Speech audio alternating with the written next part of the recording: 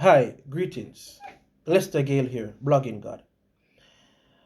I haven't spoken much about the Ukraine NATO issue and Ukraine Russia NATO issue.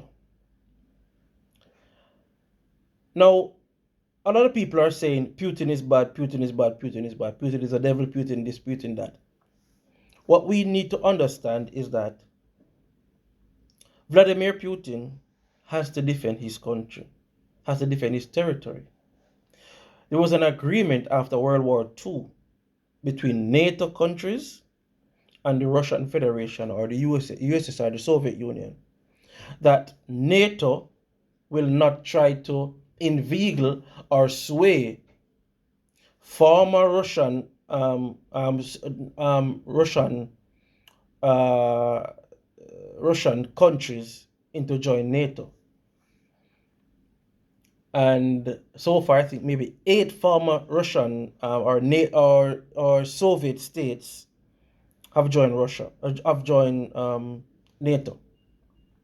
Now, what we also don't understand is that once there is a NATO country, a U.S. military base will be going there, or a NATO military base, which is predominantly run by the United States. All right. Now, in Ukraine, Ukraine is the back door to Russia.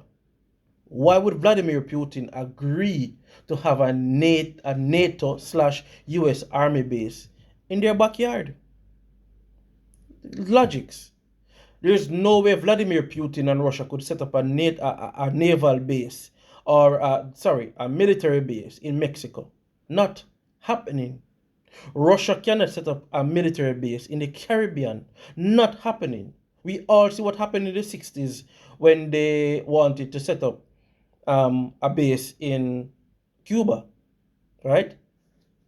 So, what I'm saying is that Vladimir has a right to defend his territory, his people, right? But also, we are not looking at what Ukraine has done to the region.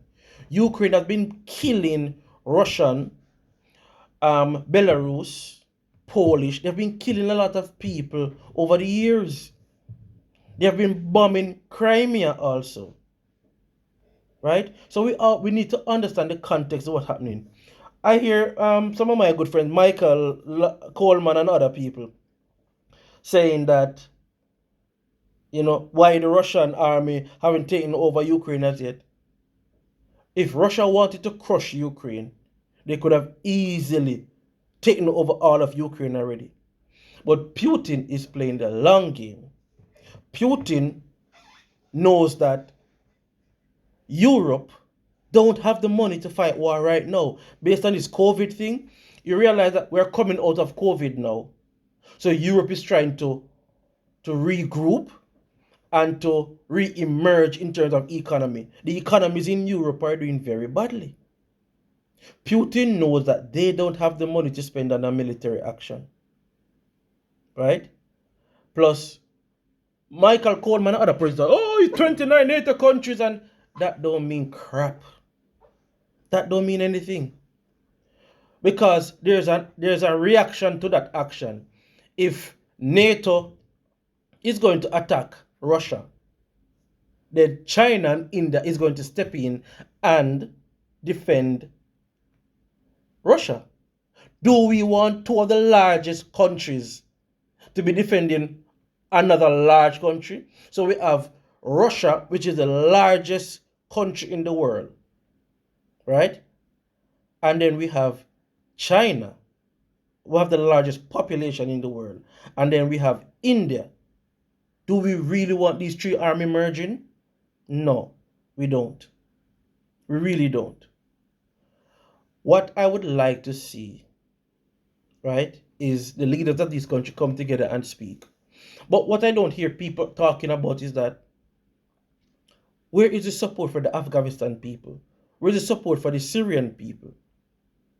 Where's the support for the Somali people? There are many places in Africa that is war-torn right now. And nobody is sending groceries and sending food and sending clothes. Nobody is sending even prayers to these countries. It's so unfair that when a black or a brown country is going through a civil war or being bombed. No, the world doesn't care. It's very unfortunate. We saw white Ukrainians taking people of African descent off buses. We saw a video where there were Jamaicans in a car trying to get to the Polish border, and men with guns wanted to take them out of the car. Not Ukraine soldiers, regular Ukraine resident, in the middle of a crisis, in the middle of a war. Ukrainians, regular Ukrainians, are displaying racism.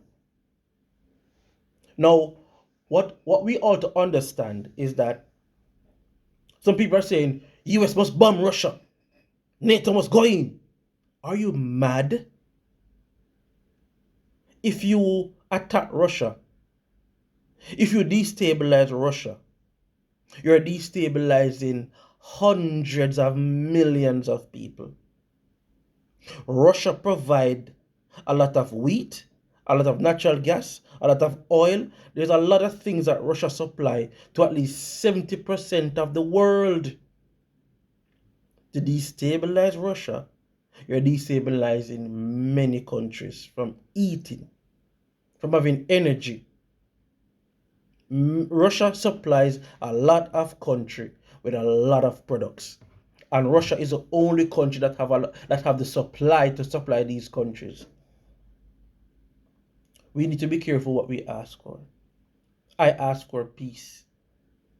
Blogging God out.